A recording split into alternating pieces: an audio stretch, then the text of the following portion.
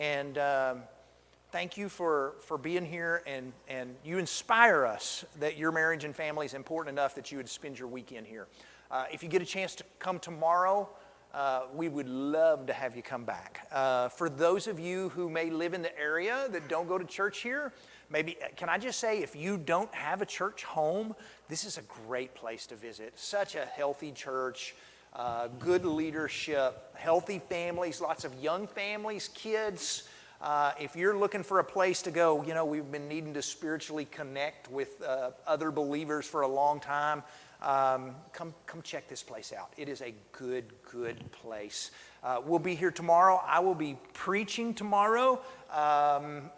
We start in the morning. What time? Service is at 10. Service is at 10, and we'll have lunch. Together, and then your Bible class is at 12:45. Okay, so at 10, lunch, and then 12:45 we'll have Tell us Bible what class. you're talking about, because I've had people asking me. Okay, What so are you- tomorrow we're going to talk about, we're going to continue what we've been talking about. We're going to talk about some family stuff. We're going to talk in the morning about Jesus and his family and how, you know, we're going to look at how Jesus' family functioned and how we function. And you'll be amazed that they have some really good examples that we could follow and do better on. And then after lunch during Bible class, we're going to talk about the death of the dinner table and why the dinner table is so valuable in our homes and in our families. And biblically, you know, you go, where can you find some Bible stuff that talks about the dinner table? You know how many times Jesus joined people around a dinner table to sit down and eat with, and how important that was? And yet, if we're not real careful, we come in and we fill our plates and we go to the TV room, and that's not good for families. And I'll share with you a story from a friend of ours, from mine and Lee's, that is no longer married. And when we sat down with her and talked a little bit, she said she went back, and the key thing that she thinks they did wrong was they left the dinner table. And years ago, they went from family dinners on a nightly time to let's go sit in front of the television set, and their connection with their kids and with one another just dropped immensely. It's a pretty powerful story. We'll talk about that tomorrow, so thanks for bringing that up. We're gonna do this session. We'll have a video and close with a word of prayer, and we'll give Robert a chance if he's got anything he wants to add at the end. We'll do that as well. So we're talking family killers. These are things that are hard on your family, and we don't always like to address the negative, but there are some times we have to go, don't do this. This is not good for your family. So let's talk about some of these. Now, first, we don't always know risk-wise. We don't always evaluate risk real well. People don't. We get, in America, I wish I had the stats, we get stressed out over terrorism, people coming across the borders and terrorism, and odds are like 1 in 157,000 chance that you will ever have a problem with terror. Anyway, we get all stressed over the new stuff, and what we find out is the thing that's killing most of us is atherosclerosis, heart disease. And we go to McDonald's and go, supersize those fries for me, will you? That's what's killing us. And we don't scare that. None of that kind of thing scares us. And so when we're talking risk, if I was to ask you, what was the most dangerous animal in America that is the highest rank in deaths? What would you think? Now, because I'm asking you, you're automatically thinking, it can't be bears or things like that, or he wouldn't ask. It's going to be something a little bit different. Rattlesnakes, sharks maybe, bears. How about a wolf? Do you think you know? What do you think it is? You think it's cows? That might be right. But actually, the number one highest rated animal for fatalities is the deer, of all things. Deer kill more people than anybody else. Now, the point is simply, sometimes we don't know what's risky and what's not. And when we go to Red River, New Mexico, a lot of times we're out there with popcorn going, come here, little deer, come eat out of my granddaughter's hand, And so sometimes what we don't want in our families is to have this really bad thing come in and us be over here with our hand out going, come over here and eat from my hand. So let's talk about some of the risks in families today today that are dangerous. Number one, we'll just start with number one. Doesn't mean it's the most important. All of these are bad. But number one, living outside what you can afford. We talked about that earlier. That is a very, very dangerous thing for families, to live outside what you can afford. And that means if you can afford an $80,000 home, don't go look at $120,000 homes. If you can afford a $20,000 car, don't go look at $30,000 cars thinking maybe they'll come down off of. We tend to be people who always want a little bit better than what we can afford, or a little bit more. And financial problems are so hard on marriages. As a young couple, Lee and I struggled with this because as a young couple, nobody explained to us debt. We got married early. We racked up some credit card debt, about $8,000 in credit card debt. I thought it was the best deal ever because we only paid $24 a month on it. I mean, what I didn't realize paying 24% interest is that we would still be paying $24 a month on it and owe twice as much if we just paid the minimum each time. And I didn't realize that it was costing us. When Lee finally sat down as a young new wife and a mama who is struggling to make the bills at the end of the month, and she said, "Do you realize what these credit cards are doing to us?" And I remember thinking, those are awesome. We should have more, you know. She kind of explained, you know, the Dairy Queen meal we bought for $12 last month when we didn't have any cash, and we put it on that card that had $8,000, and we're only paying the minimum on it. She said, by the time we get that paid off, we're going to pay close to $200 for that meal that we paid $12 for because we're paying such little on the principal, and all of it's going to interest. And I said, can they do that to us? She said, we signed up for it. That year, we did, our book that we read together was our Dave Ramsey book. And we learned about debt and credit cards and getting out of debt. It was very healthy for us. And we're big believers in debt-free marriages, or at least marriages that don't live outside their income are so much healthier and happier. Lee has said many times, marriage without debt hanging over your head that you can't figure out how you're going to pay, marriage is so much more stress-free, not having that debt hanging over your head. We cut up cards. We got out of debt. We started buying vehicles that were 2 or 3, 4, or 5 years old that had miles on them. Up until just a couple of years ago, we finally bought our first new car that we didn't have it, and we could afford it. If you can afford a new car, get a new car. I don't care. But what you don't want to do is have all these nice cars and not be able to buy groceries. And so our kids, all of our boys, when they turned 16, would come into us and they go, Dad, hey, Jason down the street, you know, my buddy Jason I go to school with, he just got his license last week. He got a new Camaro for his 16th birthday. And every one of them had the same exact story. And we would tell them, we hope you get to drive and ride in Jason's new Camaro because you're not going to get one. And they would all go, why? Why can we not have a new car? And we would explain, because your mama's driving a Suburban with 120,000 miles on it. I've got a 20-year-old pickup with 150,000 miles on it. And if anybody gets a new car, it ain't going to be a 16-year-old driver who's going to tear it up, all right? Now, we did buy them their first cars, and we told them at the time, this has been a few years ago, and I don't know that you can buy a good used car for $5,000, but back then we said $5,000, that's your budget, let's go see what we can find. We will buy you a good car that gets decent mileage. It will have a radio because that's important to you. It will have an air conditioner because you will die in Texas without it. And we will fill it up once a month at the first of the month, and if it runs out of the gas before the end of the month, you have to fill it up. So that kept them from running up and down the road all over the place. 2 of those boys had their original cars up until recently when one of them broke down and finally had to upgrade. But our 27-year-old Connor, the other day I asked him, I said, Connor, you still driving the 2007 Impala? I said, let's go get you a better car. And he goes, Dad, it's paid for. It gets me to point A to point B. It's got a radio and an air conditioner. Why do I need payments? And I thought, that kid's figured it out. You know, well done. Be cautious about living outside of what you can afford. All right, let's talk about this one. Constantly being negative is a family killer. We talked about how the home should be a filling station. We want to continue to fill each other up in the home and not drain each other. Kids become what they hear. They really do. They live up to the expectations that you have for them. And if they're constantly hearing negative, if they're constantly hearing, you're dumb, you're selfish, you're a slob, that's what they're going to be when they grow up.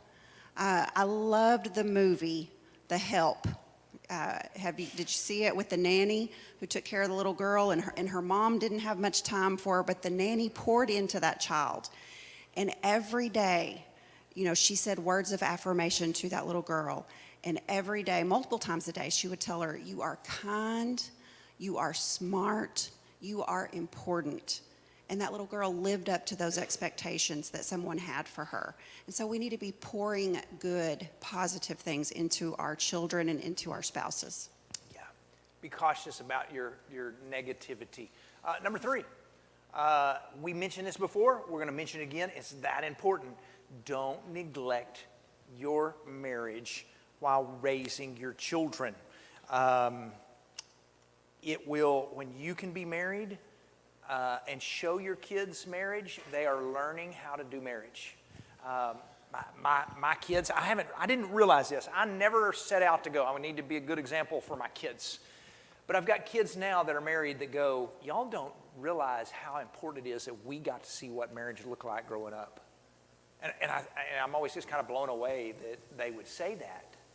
I have sons. I have Lee as an acts of service girl. That's her love language. And so she does like it when I make the bed, and she does like it when I fill up her car with gas. And I try to do those things. And one of the other things I try to do is I try to, as often as I can, to go around and open her car door for her. Something I started a little bit later in marriage, but my kids all saw Dad do that so much that they opened their car doors for their wives.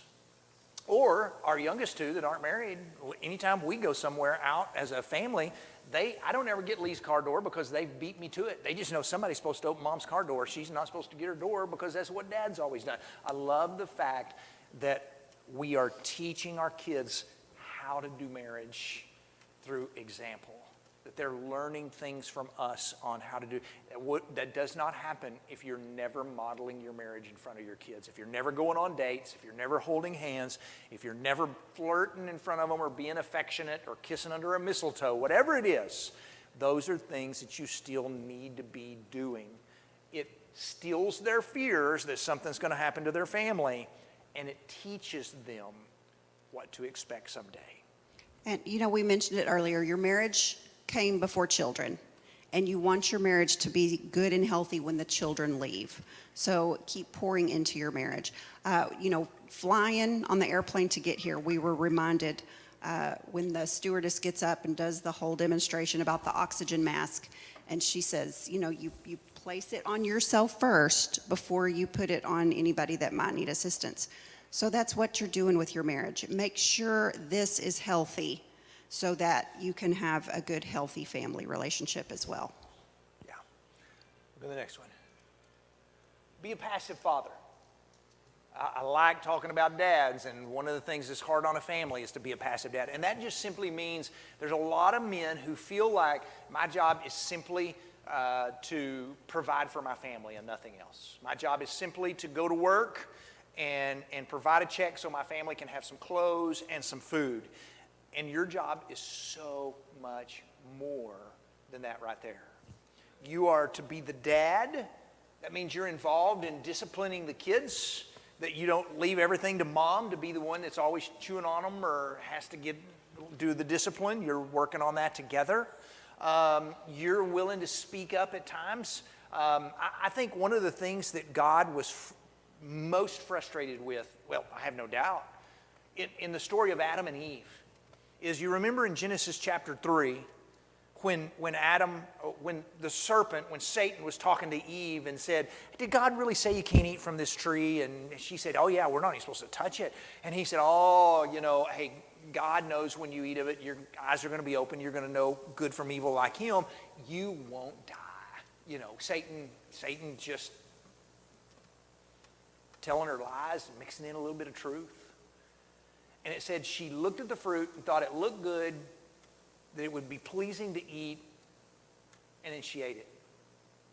And then it says she gave some to Adam, who was there with her the whole time. Not one time did he ever speak up and say, this is wrong. He knew the rules. Not one time did he ever speak up and say, we're not supposed to do this.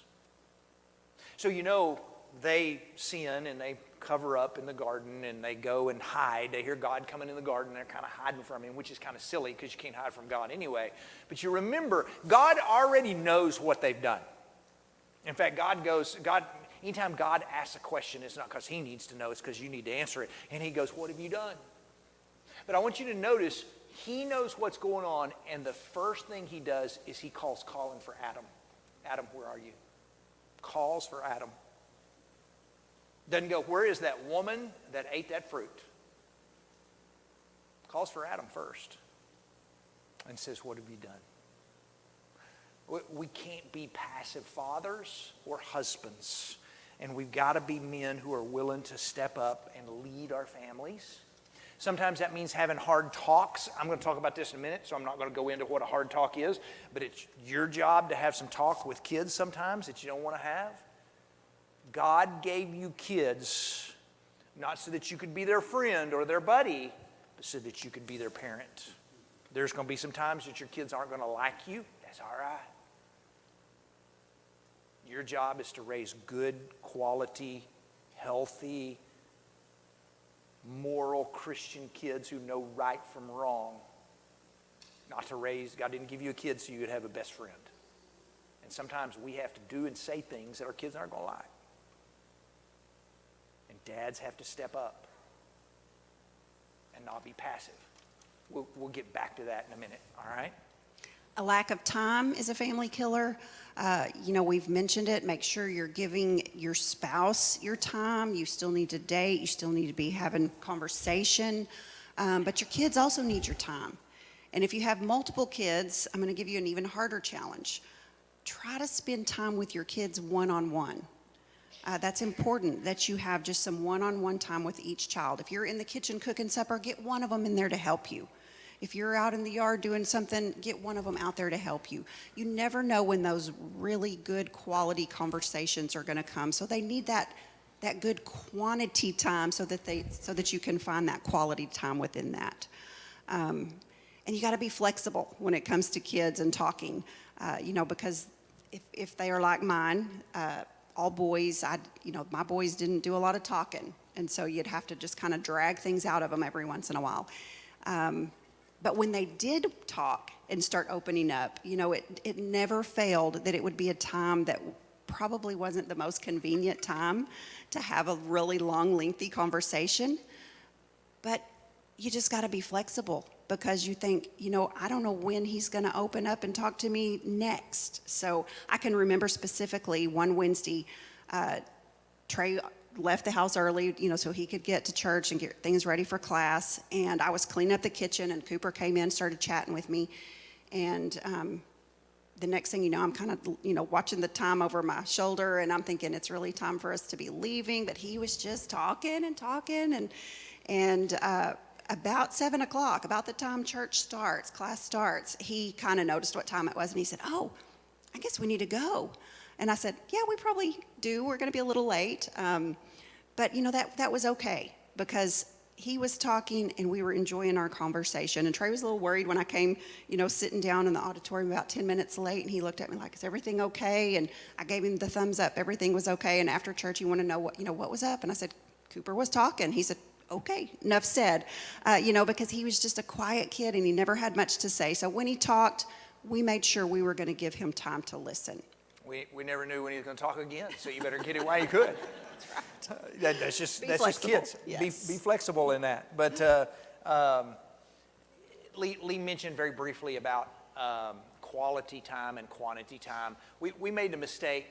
A lot of people that in children's studies made a mistake in the 90s and said, "Hey, quality time, kids just need about 5 minutes. Zip into their room in halftime of a game and give them 5 minutes, and that's the quality time they need." And we're finding out today we've had a generation we've really kind of messed up because they didn't get quantity time. They need quantity time because the thing is you can't plan quality time.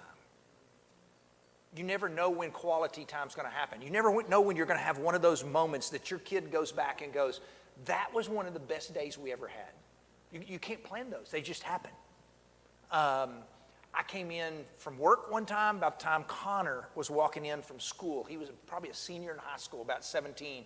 Didn't have a lot in common. And he walked in, he said, Dad, I heard on the Wii, he loved video games. He said, I heard on the Wii you can download Mario, the old one that you always talk about that you played in the 90s. And I said, yeah, I've kind of heard that too. I didn't know if it's possible. He said, that would be fun. We ought to download it and I could try it and we could play together. And I thought, my first thought was, hey, here's something for us to do.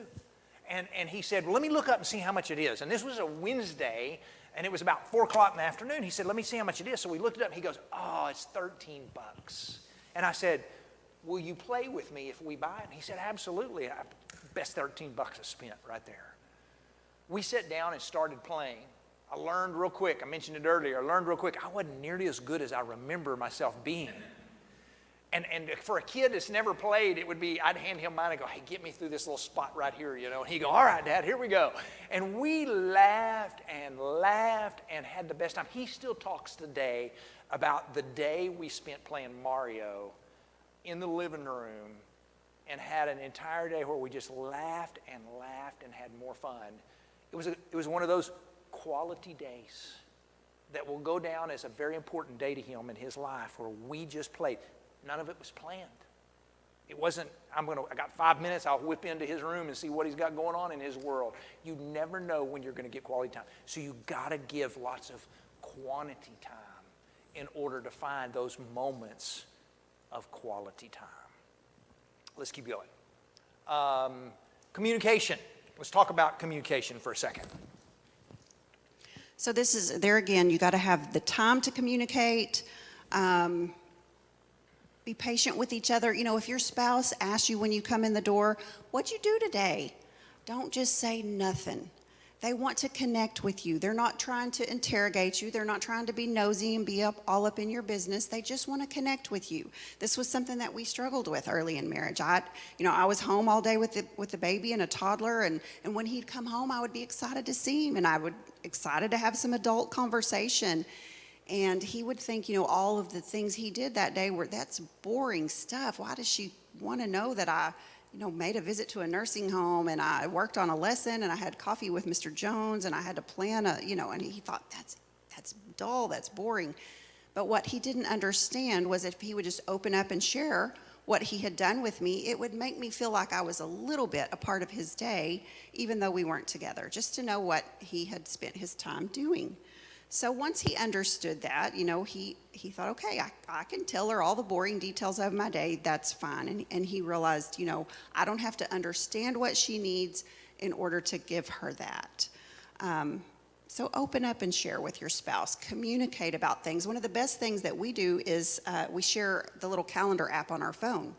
And we put in, anytime we put something in our calendar, it shows up on one another's phone. So, and we talk about that in the evenings. When we're getting ready for bed, it's like, let's look at our day tomorrow so that there's no surprises. What's on your schedule, what's on my schedule. Let's talk about how, who needs to do dinner, who's doing what, so that we can communicate about what's coming up. And we'll look ahead, at the whole week a lot of times too, just so that we always know, make sure we're on the same page.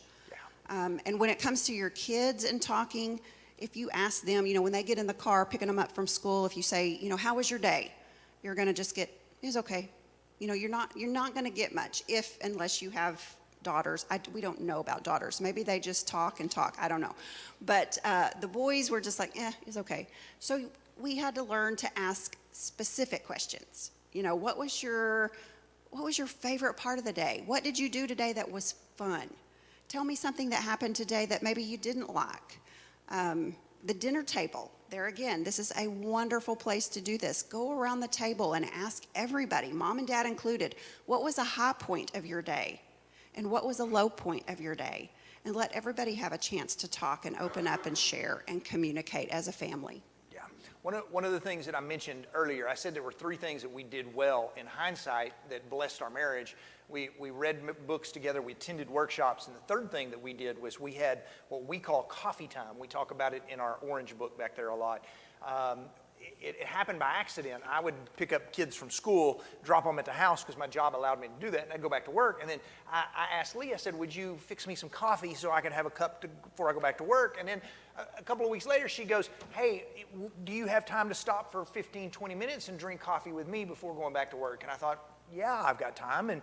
And we started having coffee together every day about 3:30, 4 o'clock, where we would just sit down, and we found that to be so important that it was more than 4 minutes a day. We were able to connect, find out what was going on in one another's world, and we've been doing that now for 20-something plus years. Every afternoon about 3:30, nearly every afternoon. There are times where it doesn't always work out, but we almost kind of clear schedules sometimes to go, hey, I've got coffee with my wife. We're going to meet somewhere, or the first person home makes coffee. But it's our time to do that. Now, you need to be having coffee time. It doesn't have to include coffee, and it doesn't have to be at 3:30 in the afternoon, but you need to be finding some time to have some communication with your spouse. And it may be early in the morning before y'all go to work. It may be after you get kids down at nighttime, but you need to be having some time just to connect.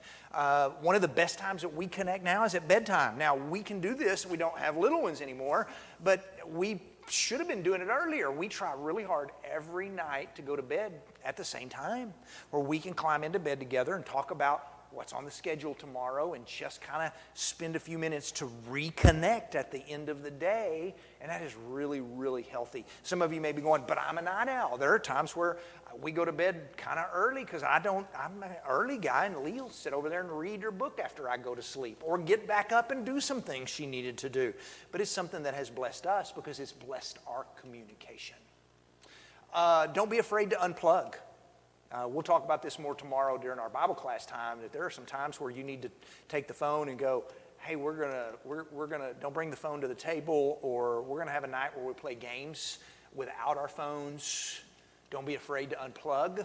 And then I talked to you a little bit about hard talks. And dads, this is where sometimes you have to step up. Meaning, we told all our boys growing up, if I'm paying your cell phone bill, the cell phone you carry, I have every right to look at anytime I want to. And of course, they would always say, oh, but this is my cell phone. I'm sorry. When you start paying your own bill, that'll become your own cell phone. But there was some accountability in that, in knowing that, hey, Dad wanted to have a hard talk about what I'm doing on my cell phone. We had talks about cell phones. There were plenty of times, all my boys, I would sit down and go, hey, these are a lot of fun, but there's also some things you can do on this that are not good. There are certain things you should not be doing. And I would go down a list of, I know you know this, but I want to tell you again, don't do this. Cooper, our youngest, when he was home, I would go in a lot of times and I'd go, Cooper, look at this woman on Instagram. She has followed me and wants to be my friend. And I'd say, do you see her?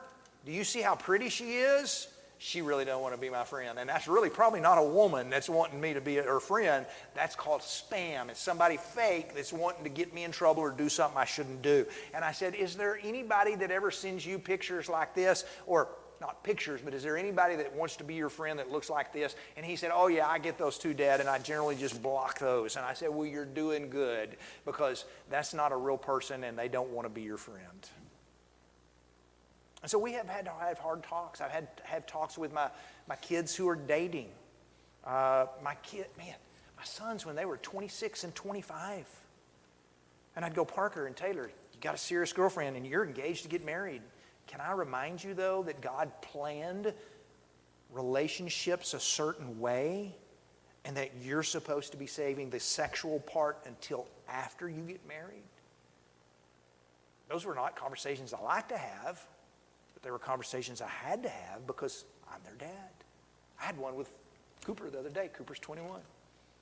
We had a visit the other day, and I said, Coop, I know that's a little uncomfortable that I asked you that, but I said, you realize that's my job as a dad, right? He goes, yeah, I know. I said, and I've asked all your other brothers the same thing. I said, I'm just checking on you. It's my job as a dad. Don't be afraid to have hard conversations. Ask your kids about drinking and drugs and different things. Is anybody asking you to do something you shouldn't do? Those are all things we as dads and moms should be talking to our kids about. Those are healthy things to do. Catch things before they happen instead of being surprised when they actually did. Let's look at number 7. Let's talk blended families for a second. One of the things that's a family killer is being impatient with blended families. What you have in a blended family is a lot of times you got a husband and a wife. They really like each other and they're excited about getting married and they've got kids from a different place. The point is the kids may not be really excited about this. And it takes some time. There's some good books on blended families and marriages. Catch us. You can email us and we'll send you the names of those that are really good, but be patient with that. The Smart Step Family There by you go. Ron Deal and the Smart Step Family Marriage by Ron Deal. Those are 2 really good ones for blended marriages. Yeah, so blended marriages and blended families can be tough. You'd think everybody's just going to like everybody from the beginning. Even the family I grew up in, it took a long time. Here's just some little points that we want you to catch, or I want you to catch, that I think are really important. Acknowledge that it's not going to be easy, and it is going to take a long time. Sometimes it's years before 2 families start kind of blending into one family. Have a plan. Don't go into it going, we'll figure it out as it goes. It's about the worst thing you can do. Have a plan ahead of time. Educate yourself on what to expect and what's going to happen. Make sure you put yourself in your kids' shoes. Step into your kids' shoes, meaning you may be excited about all of this and they may not be.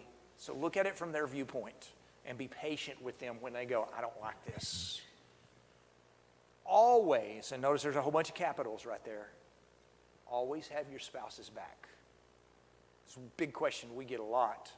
Well, what if we have kids, do we make the kids first priority in our marriage? You always have your spouse's back. Now, if your spouse is doing something wrong, that's a different story, but always have your spouse's back. One of the things I remember from the very beginning, when I was about 6, 7 years old, and I all of a sudden had a whole bunch of new brothers and sisters, and we had a new family, one thing I learned really quick was, hey, don't buck up with the new dad or the new mom. The other one will get you, because they had each other's back. They were going to be there for one another. And that was really, really important. The other thing that was really, we'll look at it in just a second. Be specific in what you want for your kids. Be specific out of what you want for your blended family. There were times I asked Dad, when I had my chance to ask Dad a bunch of questions about this, and I asked him, what in the world possessed you to have a family of 9? And he said it was the right thing to do. And I said, did you all ever disagree? I said, did you ever, y'all always had such a united front, you and Mom. You had each other's back. And he said, well, we agreed that if we disagreed on how to do something, that we would go to the park, which we had a park right by our house. We'd go to the park and we would walk, and we would not come back until we had it figured out of how we were going to deal with it. And a little bulb came over my head, and I actually said it before I actually realized what I said. I said, hey, y'all walked a lot the first couple of years of marriage, right? And he goes, there you go. But he said we always would figure out a plan, and we were always specific. Can I just tell you, this is common sense, and we have to say it because some people aren't smart enough to catch it. Be respectful to the ex, but have totally clear boundaries. You do not need to be their friend. Be very cautious about that. Any kind of ex-college sweetheart, ex-high school boyfriend, yeah, that's just unhealthy when you're trying to have a friendship with someone that's an ex. And then model a healthy marriage in a blended family. That's another question we get. Shouldn't the kids come first? The kids have already seen one marriage fail. You better make sure they see one work this time. So make sure you are modeling a healthy marriage. Number 8. Family killer, don't model values or integrity. We got 2 or 3 more quick little lists and points, and we'll done. Don't lie for your kids. You can't tell your kids, we don't lie in this house, and then somebody knocks on your door on a Sunday selling windows, And you tell your kids, hey, tell them I'm not home. I don't want to have to deal with those people right now. You just told your kids we do lie in this house. You model what you want them to live. Don't lie for your kids. For example, every one of my kids, every one of them at one point or another when they were in high school said, Dad, I was a guy got them out of bed for school. Dad, I am so exhausted. I didn't sleep well last night. I've been playing sports, and I just need another hour of sleep. Could you just write me a note, please, and let me sleep in, and I'll go to school. I'm making good grades. They weren't lying, you know. It's like, I can skip this class, and it won't be a big deal. And I said, you sleep. You stay right there. You're fine. Do not feel obligated to get up. But I will write the note that says that you chose to sleep in. I will not write on the note that you were sick because you weren't sick. Every one of them got up and went to school because they knew Dad wasn't going to lie for them. Rules? Yes, give them rules. They need rules.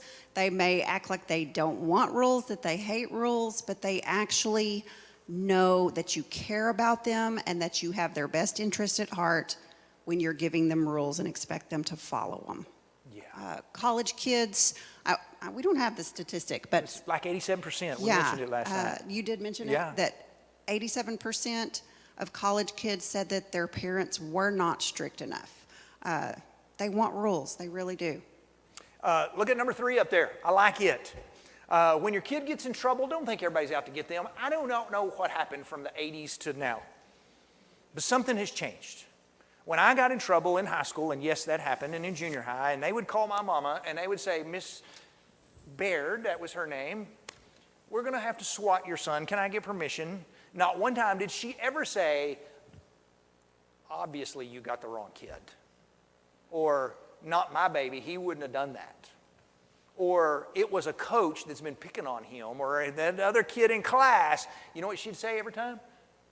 You swat him, you have my permission, and I'm going to give him some more when he gets home. Every time.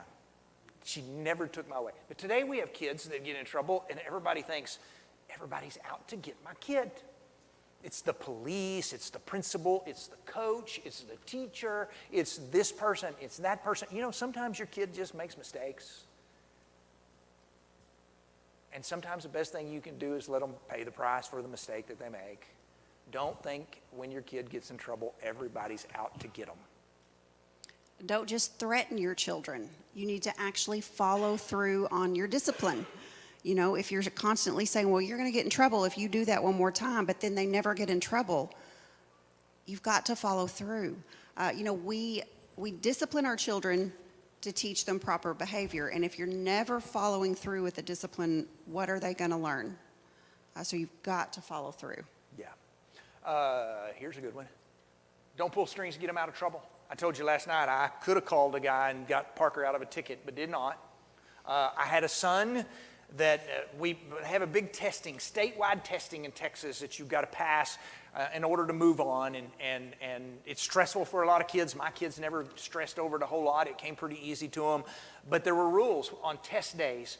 You could not pull out a phone during a test day. Even when you finished and turned your stuff in, your phone did not come out of your pocket until everybody in class finished. I had a kid one time that had a girl that looked over at him and said, check your phone. And he pulled his phone out of his pocket to see the text message he got from her, and a teacher walked up and said, Mr. Morgan, come with me, please. You're going to the office. He was done with his test, but the rules were the phone stays in your pocket. I got a call from the principal, who is one of my closest friends. And he called me Mr. Morgan. I knew something was up immediately when he said, Mr. Morgan, and I thought, why are you calling me Mr. Morgan? Mr. Morgan, I have your son Connor in my office. And I said, oh, Mr. Kirkpatrick, what did Connor do today? He said, Connor pulled out his cell phone. He knew he wasn't supposed to pull out his cell phone. And he did pull out his cell phone. The test was over. But I said, but what's the punishment for this? And he said, we told all the kids 3 days ISS if they pulled out their phone during testing. And I said, give him 3 days ISS. Sometimes you got to reap what you sow. Connor was a little mad. He said, really? Really? Why did you not tell? It wasn't my fault. The girl told me to look at my phone. I said, Connor, you broke the rules. Enjoy your 3 days of ISS. In-school suspension is what that stands for. Sometimes you learn a whole lot more by having to pay for the price than the other way. Be consistent, don't double standards. You can't tell your kid one time, hey, pay the price for what you've done, and the next time around go, that's no big deal. Everybody does it. So be consistent. Strive to be their parent more than their friend, meaning, hey, sometimes they're going to do things that you don't want them to do. And don't make your kids think you're perfect. You can be your kid's friend when they're grown. We are great friends now with our grown children, but when they are growing up, they've got plenty of friends. They don't need another friend. They need you to parent them. Before we move on to the last point, can I just say this real quick? Your kid getting caught for doing something wrong is not always the worst thing in the world. I used to look at it that way. Oh, my kid got caught. I'm so ashamed. I'm so embarrassed. He should have known better. But you know, when your kid gets caught, they learn from it, and they stop doing what it is that they were doing. If they always get through life never getting caught, guess what? They keep doing what they shouldn't be doing. We had one kid that seemed to get caught a lot. He just always, somehow or another, got caught. And it weren't terrible things, but it was breaking some rules, and he'd get caught. And Lee and I told him one time, we were having the talk in the bedroom, big discussion, trying to figure out what punishment would be. And he said something about, I just don't know how I always get caught. And I said, maybe it's because your mom and I pray that if you do something wrong that you'd get caught. And he goes, are you kidding me? And I said, no, we're serious. You are praying that I would get caught. And I said, absolutely. Why would you? He was mad. Why would you ever pray such a thing? We said, because if you don't get caught, then you're not going to stop doing it. Boy, he believed in the power of prayer. Can I tell you that much? Yeah. It's not the worst thing in the world when your kids get caught, because it's going to keep them from doing something they shouldn't do. Two girls, back when I was working in a different location, there were two little, probably 7th grade girls. Good kids. Love those kids. But they were in a mall, and they decided, let's see if we can steal some earrings. They got caught. They put them in cuffs. Wow. Drug them down to the little police quarters in front of everybody at the mall. This was a school trip. Their mama called me. I'm their preacher man. Come talk to the last person they wanted to come talk to at their house was the preacher to come out and talk to them. But you know, those girls have both turned out to be quality girls. Mamas, wives, this was years ago. They are fantastic Christian women. Sometimes the best thing you can do is get caught for doing something stupid and realize, boy, that was really dumb. I don't know what had happened had they not. Let's look at these last ones. Family killer, don't discipline your kids. We mentioned it last night, I'll just mention it again real quick. There's a difference between discipline and abuse. Know the difference. Nobody's saying abuse your kids. Discipline your kids, it's healthy. Discipline for willful disobedience, not natural childishness. So this is when they know the rules and they're choosing to break them anyway. They know they're not supposed to go into the street and they go anyway. Natural childishness is when they knock their glass of milk over at the table. That doesn't deserve discipline. Maybe you told them to sit in their chair 3 times and they didn't. That might deserve discipline, but the spilling of the milk doesn't deserve discipline. Don't wait too long to start disciplining. Boy, our oldest first words were no, because he heard them so much. Your little ones need to hear no early because they need to understand. Their core values are set by a certain age. About age 5 or 6, so start early. Sorry, my turn. Don't wait too long to start. Don't wait till they're 6 or 7 years old to go, I guess we ought to start disciplining our kids. Understand the difference between corporal punishment and verbal correction. That means, is there time? Personally, this is us. This is the Morgan family. There were times where we felt like that kid needs a swat with my hand on his backside. That's what God put that backside there for. And I would swat that backside to correct him. But there were also times where he didn't need a swat on the backside. He might have just needed me to explain what he did wrong and to tell him to stop.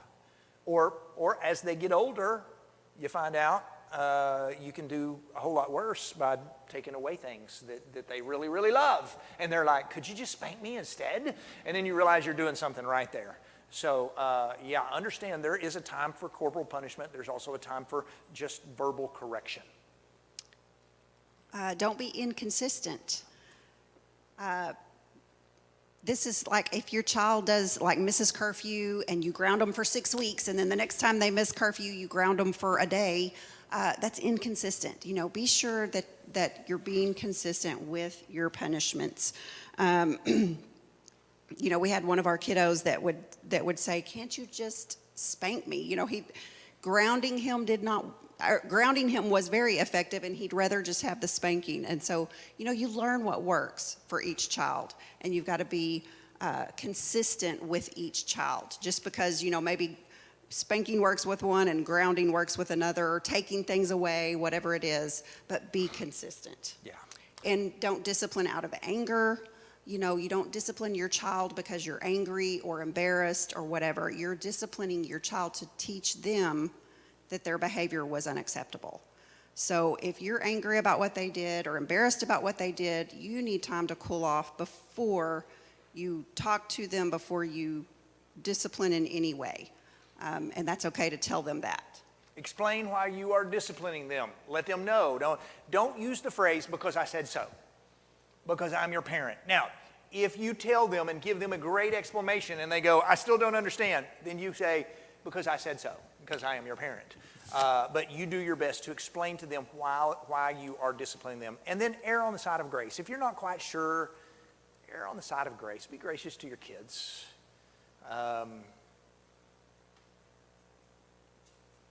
Discipline is one of those things that our children need. And sometimes it doesn't always have to be harsh. Sometimes it can just be letting them know that, hey, we're disappointed that you should have made a better decision on whatever it was. But that's a part of your family that you should have. Here's a stat for you need to see. 75% of the time you'll ever spend with your kids is over by the time they turn 12. Meaning 75% of your time with your kiddos is spent before they turn to, that you'll ever have with them is spent by the time they turn 12. 90% of the time you have with them is gone by the time they're 18.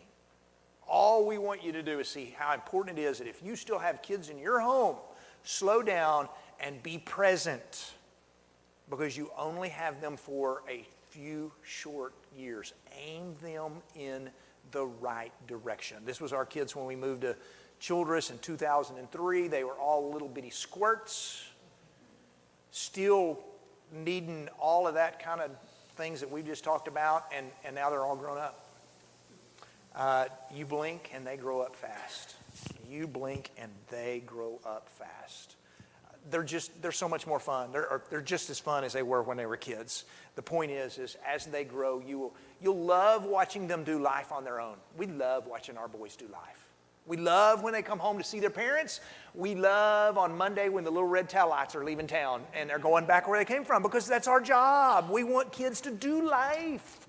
We want to raise kids to where they make decisions and do life, and still call at times and go, Dad, I don't know how to do this. Can you come help? You betcha I can. But we want kids that do life on their own. That's our job as a parent, to let those arrows fly. That is a healthy thing to do. So we're out of time, and we appreciate it very much. It is 12:15, which is about the time we started, about 9:15 this morning, so that worked out really well. Again, thank you for coming. Thank you for the child care. Thank the child care workers if you had some kids in child care. Thank Robert and the good folks here at the Valley Church of Christ for their kindness of providing so much this weekend. If you can come back tomorrow, come back and be with us. And so thank you for your time. Robert, do you have anything else you want to add? Or you want me to close with a prayer? Yes, I do. I was going to put that very, very last. Okay, yes, sir. Go ahead. This is such a blessing. Please make sure that Trey and Lee hear your appreciation, your thanks, your love, your respect for their work and what they've done. Just those last two pictures are a great appreciation for a dad and a mom who turned 4 little squirts with the Lord's hand on all of them, of course, into 4 men who stand responsible and caring and strong. What a transition. And I pray for the same for all of your families.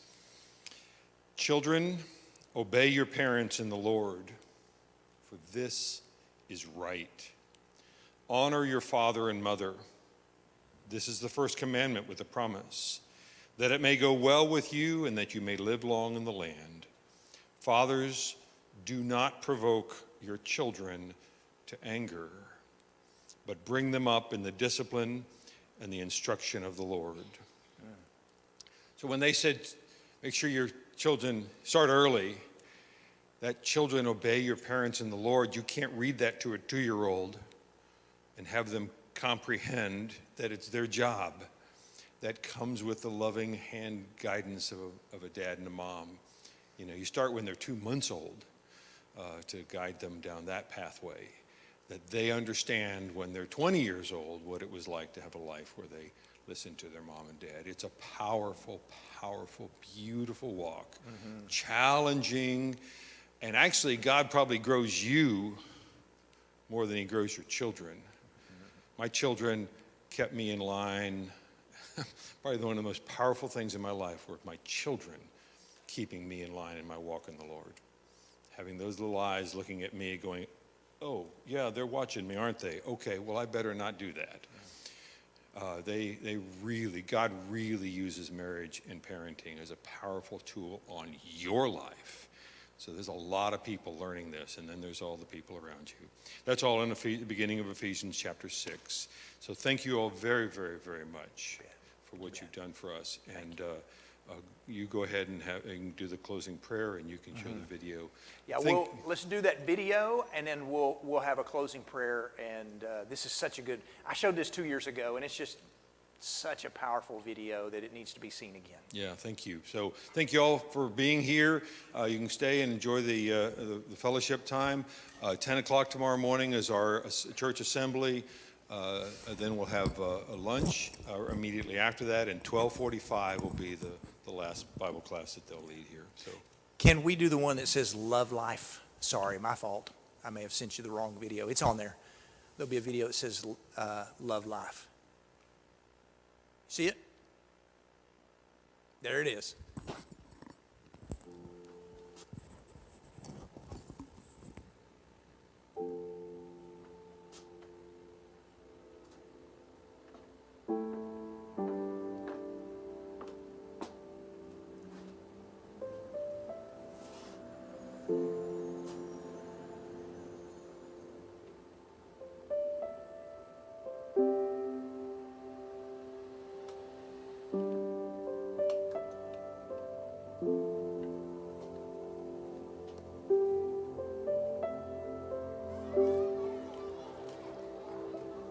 Man, he's giving you a lot of those notes. Yeah, I think it's cute.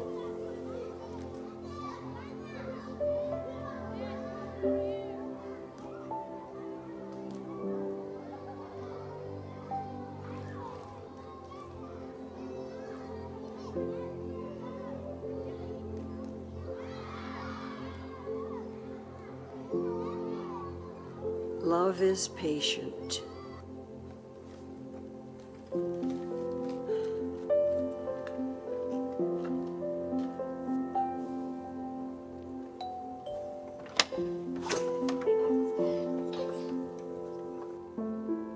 Love is kind.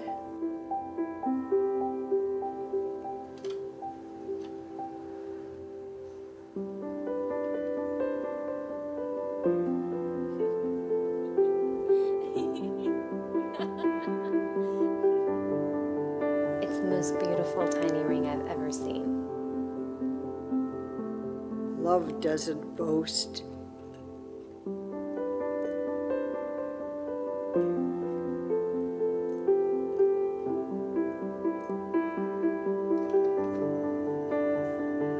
It's not much.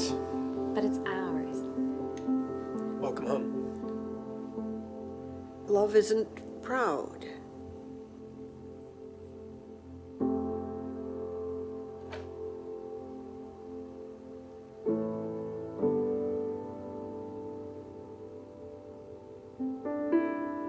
I'm sorry. There's no heartbeat.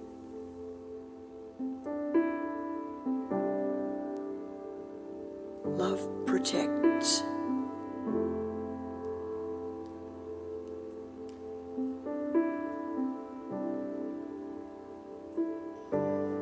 Have to go. Have a nice quiet day at work, hon. Love doesn't envy. Finally, you and me.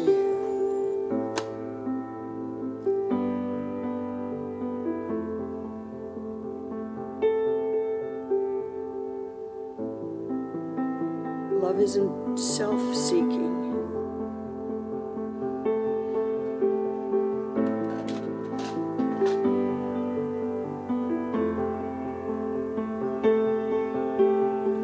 What time are you coming home?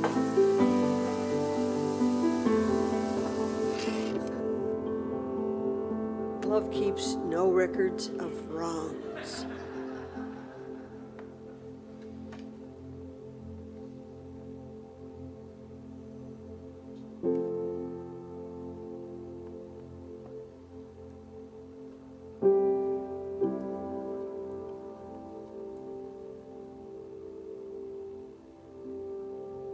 Love always trusts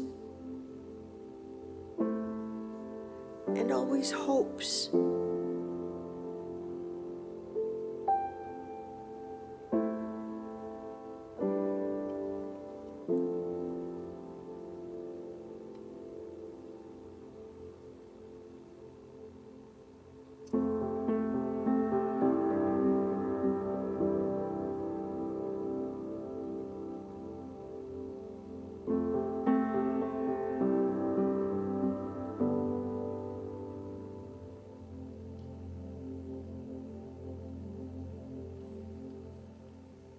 Let's pray together. Father, thank you for our time this weekend that we can come and learn about the amazing relationships that you've given us. Thank you for blessing us so much with the gift of marriage, the gift of children, the gift of family. May we not take those relationships for granted. May we find the richness in those to realize just how wealthy we are when we are rich in relationships. Thank you, Father, for your goodness. Help us to prioritize those relationships, and may we always prioritize our relationship with you. Thank you for loving us and sending your Son to die for us. Thank you, Father, for Jesus and for forgiveness, for mercy and for grace.